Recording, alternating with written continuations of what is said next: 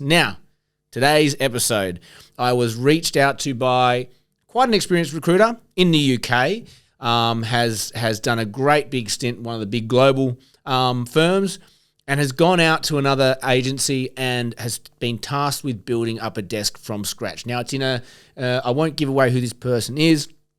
It's in that renewable space, and this should give away who that person is to this individual, but that won't to anyone else, so I'll keep going.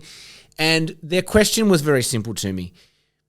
Is there any tips you have on building a desk from scratch? Now, I know I've done countless episodes on this within various episodes as well, and everyone has their own opinion on how to build a desk from scratch. But as I started asking a few questions, getting a few responses in, it just always for me comes back to some really simple, fundamental pillars when you're building a market. And again, I see people trying to do it all the time for me, within my businesses, friends that I have, networks and people out there. And there's two camps. There's either people who hit the ground absolutely running and they pump it and they make it, or there's the other camp that takes 6 to 8 months and they're still nowhere near where they need to be 6 to 8 months later.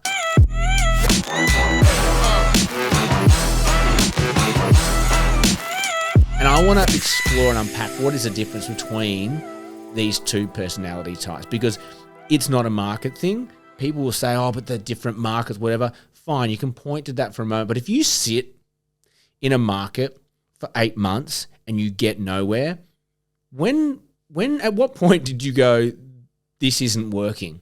Maybe it's my ADD, maybe it's my energy, maybe it's my impatience, but I'm in the other camp. If I'm 1 week into, 2 weeks into something and it doesn't feel right, we're coming up against closed doors. It's really hard to get people on the phone. It just doesn't seem like there's an appetite for recruitment or engagement in our services. I'm pretty quick to pivot and go, there is nothing here.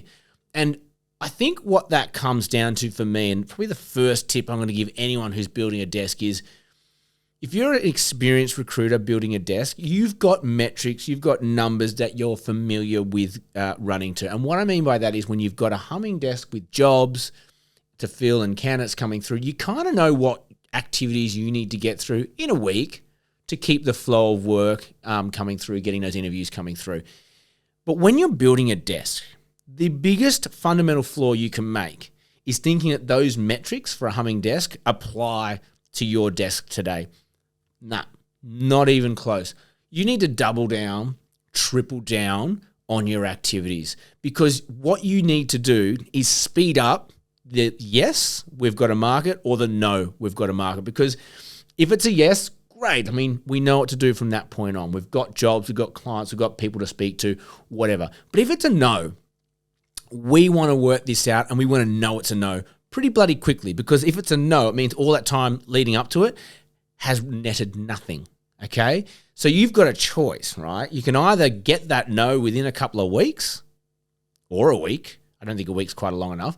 But within that first couple of weeks, you should get a pretty good read on the market if you're doing the right activities. But if you're slow off the mark, you kind of hide behind looking online, looking at jobs. You hide behind LinkedIn. You're not actually picking up the phone and hammering those calls and getting onto the phones to speak to prospective clients, to canvas people in, to speak to candidates, to get network, to kind of understand the rhyme, rhythm, the pulse of this market. If you are not doing this activity on the phone, you're not going to get to that no until months down the line. Because by the time you do your research and you feel safe and secure and you got your head around the technicalities, I'm just going to do a little bit more research because I need to know what I'm talking about.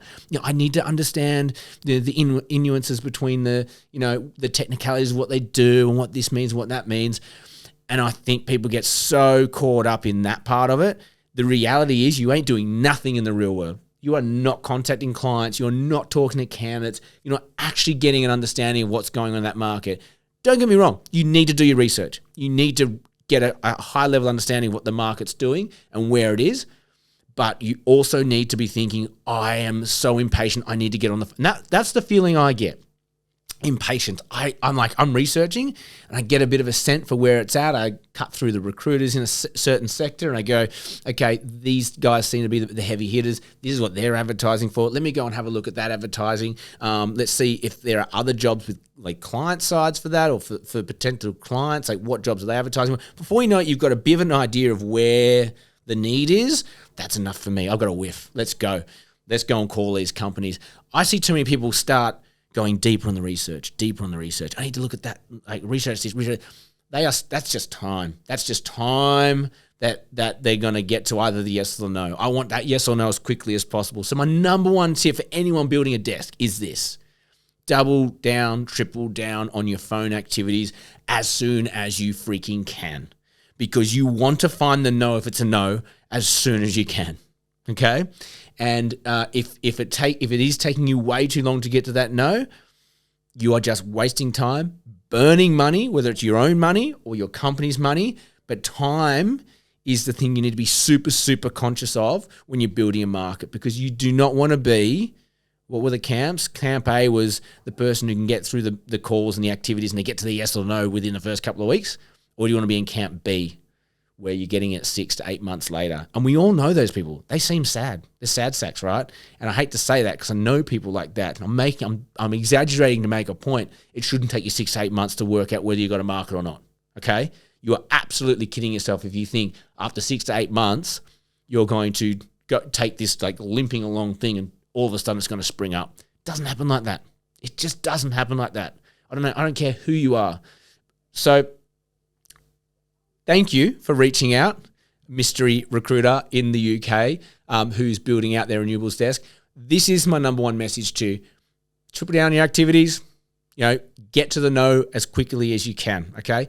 The second point, and this is one that people don't really think about, the strategy side of building a market, but here's another red hot tip that I like to push through, and it really does serve whoever's building that market up.